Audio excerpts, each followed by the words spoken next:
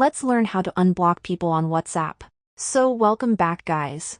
If you've blocked someone on WhatsApp, maybe that's a friend, a family member or someone else either by accident or on purpose, but you now want to unblock them, then let's learn how to do just that. When I open my WhatsApp application, I'll first block one of my friends. So I'll tap on his name, scroll all the way down and you'll see the block button. I can just click on that button and block this contact. Now in order to unblock the contact, we have two different methods. The first thing that you can do is to go over to the chat with that person, tap on the name and scroll all the way to the bottom. You'll see the unblock button, so just click on it. But if you don't have the conversation or you can't find the specific contact, then we're going to go over to the block list. In order to access it, we'll simply go back to the chat section, and then we'll go to the settings by clicking on this little gear icon at the bottom right corner of the screen.